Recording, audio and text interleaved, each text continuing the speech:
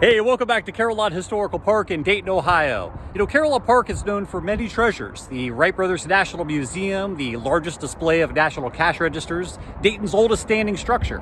But would you believe the oldest American-built steam locomotive is right here at Carillon Park? It's in the building behind me. Let's go take a look.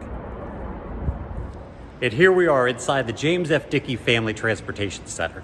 There are a lot of great things to see in here, but what I want you to take a look at today is our John Quincy Adams. It's our 1835 B&O steam locomotive. This was built in July of 1835 over at the Mount Clair shops in Baltimore, Maryland. It was built at the same time with the Thomas Jefferson, the James Monroe, and the James Madison. This is the only one that still exists. The John Quincy Adams and the other three engines built in 1835 were built by George Gilliam and Ross Wenham. But the real design came from a Pennsylvania watchmaker named Phineas Davis. Let's remember that about 50 years had passed since James Watt had developed the first condensing steam engine over in England, and about 10 years had passed since Peter Cooper had developed the Tom Thumb, America's first steam locomotive. But what made Davis's design so unique, you can see here, is this massive vertical boiler and these massive cylinders with huge piston rods that come out at a vertical configuration up to the rocker arms. You can imagine 1835. I mean, this is a quarter century before the Civil War. Can you imagine this thing going down the rail across a field? It had a certain look, and to give you an idea of what that look is, we're going to turn it on. Well, if you stare at this long enough, the big walking beams and the vertical cylinders, it might remind you of a grasshopper. That's exactly what they called them. This is one of about 16 of these grasshopper engines. And you can imagine seeing this in 1835, billowing all kinds of smoke and sparks and coming down the rail under its own power.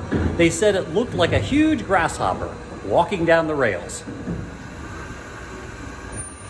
Now, people raved about the efficiency and speed of these little grasshopper engines. But unfortunately, this vertical configuration made it a little top-heavy and a little wobbly at high speeds and around curves. Can you imagine being an engineer on one of these grasshopper engines? I mean, this is the height of mechanical engineering in the 1830s. And as an engineer, you're standing just feet from the cylinders and from this hand-riveted boiler, watching the pressure gauge ever so closely, with your firemen loading coal as quickly as possible into the firebox. Well, this little engine has had quite a career. It was picked in August of 1835 to be one of the very first steam locomotives to ever roll into Washington, D.C. as part of a promotional parade.